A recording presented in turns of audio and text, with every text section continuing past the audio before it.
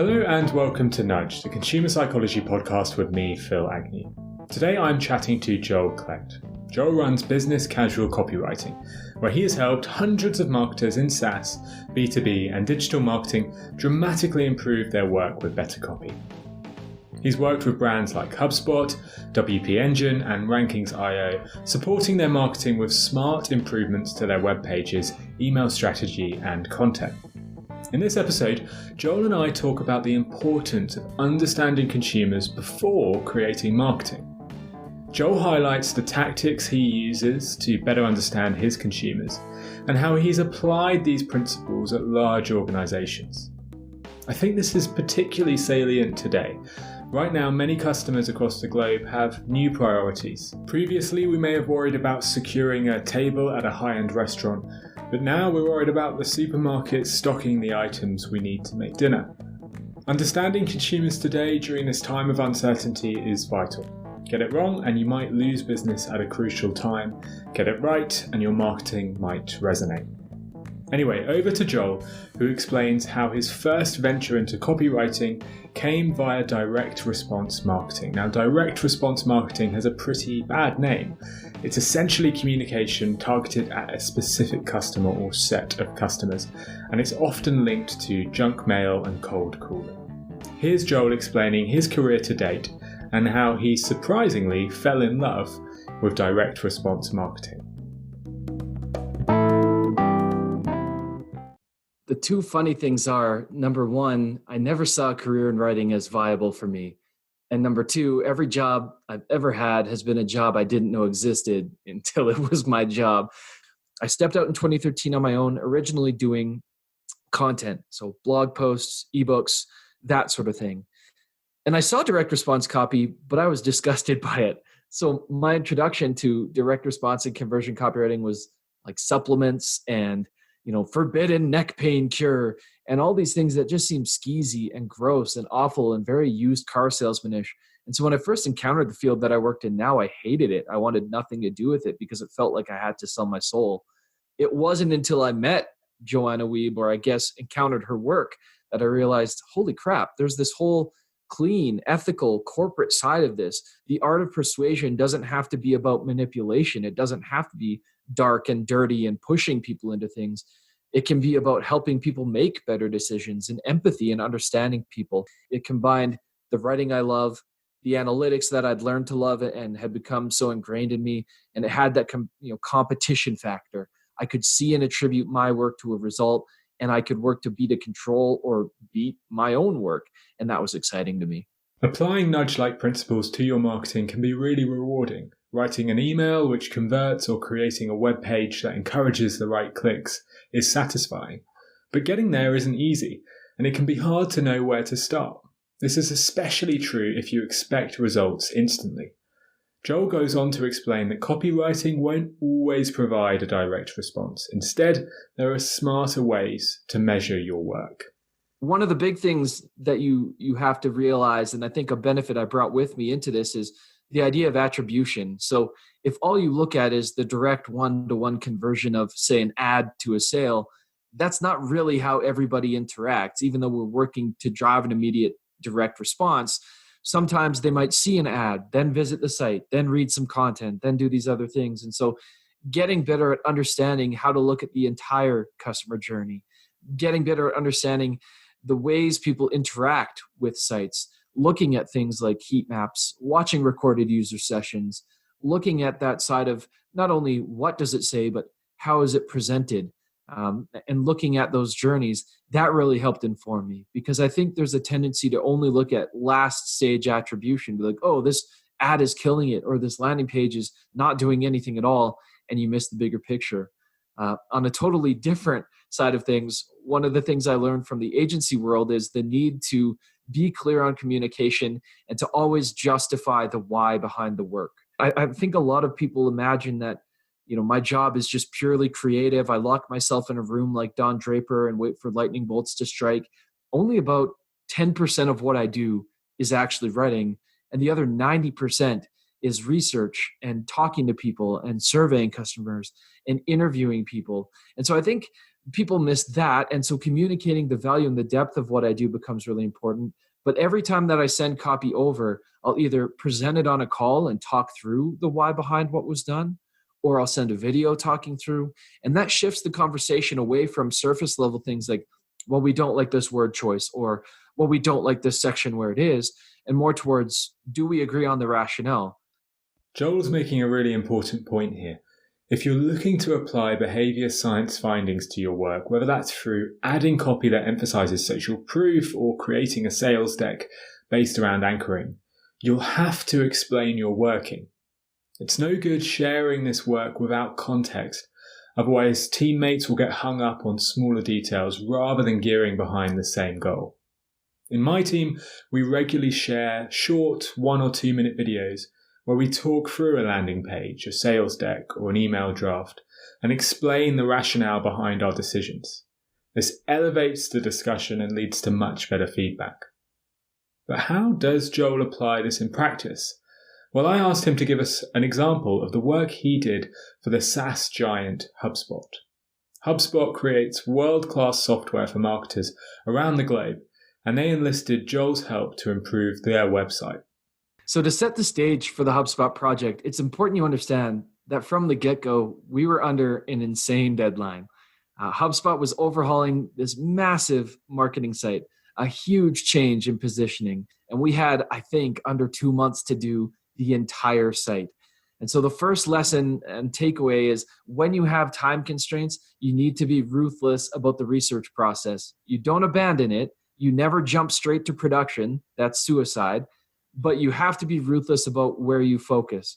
And so the first thing we did with HubSpot is we needed to get into the heads of customers. Before we started swinging a hammer trying to fix what was broken, we needed to understand what was working. And then we needed to understand what wasn't working. Because if we don't know what's working today, we throw the baby out with the bathwater. We kill things that are actually contributing to conversion.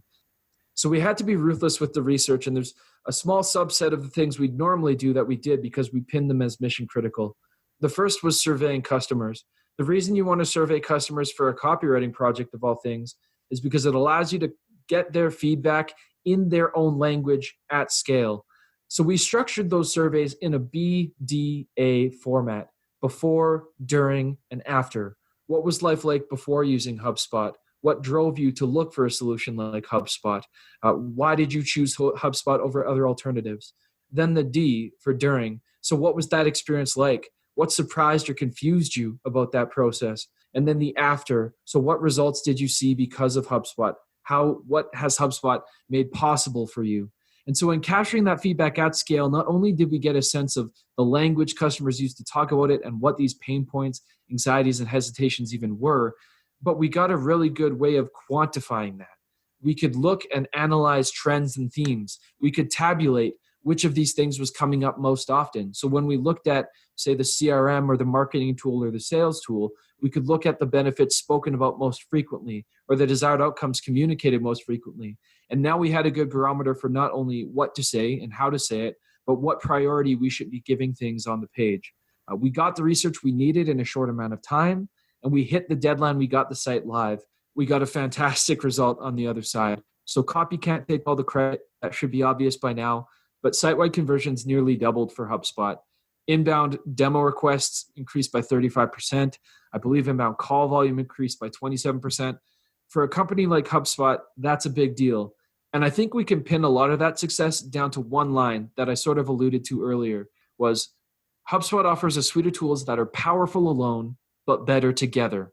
And just by introducing that common playing ground, that common ground to help people anchor in, okay, it's a suite of tools, they're powerful alone, better together, we completely reshaped the conversation. So now they had a better picture of what each tool could do for them, how they synced up and connected. And as a result, one of the lesser pointed to stats, but was equally important, is the customer support team saw a big drop in support requests and saw a big drop in the number of people asking those types of questions. That one line is a brilliant use of anchoring. It clearly states that HubSpot's suite of tools are fit to use in conjunction with one another, and those that do often see better results. It led to an increase in conversion, more sales, and even less support tickets. But Joel was only able to suggest this idea by making an effort to understand the customer journey. The BDA survey format was useful back then, and I think it's even more crucial today. The customer's needs before, during, and after purchases have changed for most businesses. Customers will now have concerns about whether the business will operate in 6 months' time, what the COVID-19 refund policy is, and even how their deliveries are social distance friendly. If your website, emails, or copy doesn't take this into account, your customers might look elsewhere. Now more than ever is the time to test your copy and trial out new messaging.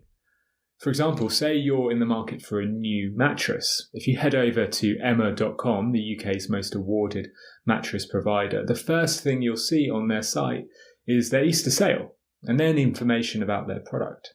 A small pop-up at the bottom provides an update on coronavirus with the chance to click more, but it doesn't provide much info on what they're actually doing. Casper, a similar-sized company, have taken a completely different approach. Their homepage has a whole tile dedicated to COVID-19 explaining their response. Using clear language and visuals, the site shows 3 different things Casper are implementing: contactless delivery, no changes to shipping times, and even a delay on returns. This clear approach directly attempts to speak to customers' current concerns, and it could tip the balance for consumers who are weighing up their options. Anyway, back to Joel, who goes on to explain how he helped Rankings.io double their average deal size. So the challenge with Rankings.io was, again, here was a company in transition. Over time, Rankings.io had gone from being, I believe, sort of a more general SEO shop to serving attorneys at large. But now they wanted to specialize. They wanted to only work with personal injury firms. And not only did they only want to work with personal injury firms, they only wanted to work with personal injury firms that had budget to spend, that took SEO seriously, and that had a fairly serious sum of money to invest. So there's a section there called Are We a Fit? And there's 4 different criteria that we know only the right firm will say yes to. The first is, can you handle an influx of clients? So if you can only take a few cases, this won't work. And this is a little bit of sneaky positioning, because what we're quietly doing here is making a promise of an influx of clients. If you can't handle a lot of new clients, this is not for you. If you can't handle an increase in volume, don't work with us. That's kind of a funny way of positioning it, but it sort of flips the script in terms of normally it's the company demanding results. Here it's us saying, we're going to get you those results. If you're not ready for them, stay away. Then the next one is you want an end-to-end SEO partner. So we're kind of making a quiet promise here that we're going to handle all of their SEO needs. We're not interested in splintering them. And then finally, the big one, can afford to invest $15,000 a month. That's going to send the wrong prospects immediately running for the hills. But because the rest of the site works really hard to establish the credibility and the communication and the transparency that they're going to get, by the time someone hits the contact page, they're ready to commit that type of money if they have it. Joel's suggestion to put that high price of $15,000 on the site is counterintuitive to a lot of conventional marketing wisdom. If we know a product or service seems expensive, then usually we'll try and hide that price. Joel suggests the complete opposite here. He put the high price on the website for everyone to see. This goes against how most SaaS B2B businesses operate currently, with most hiding their prices, forcing you to speak to a salesperson first. But Joel's approach worked. Following his intervention, the company doubled its average deal size. High prices can have an interesting effect on consumers when we see them. We see a high price and we instantly perceive the quality is better and the risk of purchasing is lower. This can lead to some really interesting consumer behavior. In the late 1990s, when P&G wanted to introduce the new Olay Total Effects product, the company tested 3 different price levels: $12.99, $15.99, and $18.99. They wanted to determine which price would be the most appealing to target customers. Now, you might think that the $12.99 offer would succeed. After all, consumers want the cheapest price, right? Well, not quite. Their main buyer, which was typically well-off consumers in department stores, were not responsive at this price. They thought, because of the cheap price, that the product was low quality. Surprisingly, when Olay's price was increased to $18.99, around the price of other competitors, their purchases shot up to levels higher than the $12.99 price. Simply put, more people wanted to buy the same product at a higher price. The impact of a high price is particularly powerful when the buyer has difficulty uncovering what the item's quality is. This is why Joel found success in highlighting the expensive price at the SEO agency. It's impossible to know if an SEO agency will perform for your business until you try them out. But the high price point indicates the quality and suggests that they're a safe bet. But highlighting your price won't always work. Here's Joel giving an example of how removing the price from a site actually increased results. I was working with a company out of the UK in a little bit of a grim niche. So they help with online divorces. If you want a divorce and you want the convenience of doing it in a faster, easier way with lower fees and so on, this is the client to do it with. One of the things that we noticed is that the company had gone through a lot of time and effort to build this sort of court fees widget. So court fees, if you've ever been through a divorce or if you've ever known someone who's gone through a divorce, they're unavoidable. You have to pay them one way or another. It's not a fee that this company was imposing, and it's not an insignificant amount of money. So the idea was sound that, hey, we'll put together this court fees calculator, help people anticipate what's coming. As it turns out, everyone or almost everyone who interacted with that, it was like a poison pill. It would kill the conversion. Instead of being a helpful asset, whatever it was doing was implanting fear or not really communicating the message that, hey, there are plans for this. There are ways to manage this cost. So one of the things we did was kill all links to that tool and instead just make a brief mention instead of a whole production surrounding the fact that, yes, court fees are inevitable, but there are plans that can help you solve them. Talk to a representative to talk about some options. So very small adjustments, very short to implement, but very quickly, near immediately, within the next month or two, they saw this big jump in revenue they were generating, and that has been sustained ever since. So for SEO agencies, revealing a high price might improve conversion, but for divorce lawyers, it doesn't. Why might this be? Well, one reason is because the level of quality a consumer desires is much lower for a divorce. I mean, they don't benefit from the purchase, so paying extra for a quality process won't seem like too much of a benefit. Loss aversion tells us that losses feel twice as bad as equivalent gains. And in the divorce example, there's really only losses, losing the marriage and losing the money that was spent on ending the marriage. As such, highlighting this cost won't help. But in the SEO example, there was much more to gain. A good SEO agency could bring back double the investment in new business. So suddenly, a high price seems reasonable. One way businesses, like the divorce lawyers, make their prices seem more appealing is through monthly payments. Often businesses offer an expensive monthly plan and then a cheaper annual plan. Many of us probably assume this is just due to the fact that if a consumer cancels after 3 months, it's worth less to the business, so they need to pay a bit extra. But that's not the only reason. Businesses benefit from this pricing due to something called hyperbolic discounting. Hyperbolic discounting refers to the tendency people have to increasingly choose a smaller and more immediate reward over larger later rewards. In early studies on the effect, subjects were offered $15 immediately, or $30 after 3 months, $60 after 1 year, or $100 after 3 years. So 4 different choices. And obviously the smart choice here is to take the largest amount, the $100 after 3 years. But the vast majority, picked the $15 immediately. The salience of gaining something immediately beats having to wait. And the same effect holds true for payments. Consumers often value a slightly more expensive monthly plan over a cheaper annual plan because it feels better to pay less in the short term. Yet in the long term, many consumers often stay on these expensive monthly contracts for 12 months or more. Today, more than ever, it is vital that we make an effort as marketers to understand our customers. What are their current needs and concerns? What information do customers need now more than ever? Companies that are quick to alter their messaging, operations, and services to better match consumers' concerns will be more likely to resonate and ultimately survive in today's day and age. To gather insights into what consumers' concerns are, the advice stays the same. Test, test, test with A/B variants, live surveys, and online focus groups. And if you're in the B2B or SaaS space, speak to salespeople and account managers on the front line. Make sure they're sharing everything they know about what consumers want. Anyway, that's all from me today. It's been an absolute pleasure talking to Joel. His work is truly fantastic, and if you want him to support your business, you can do so by clicking on the link in the show notes. And if you want to make sure you don't miss the next episode of Nudge, click the link in the show notes to sign up to the mailing list. Do that and I'll send you an email every single time a new episode goes live. That's all from me today. Thanks again for listening to this episode of Nudge.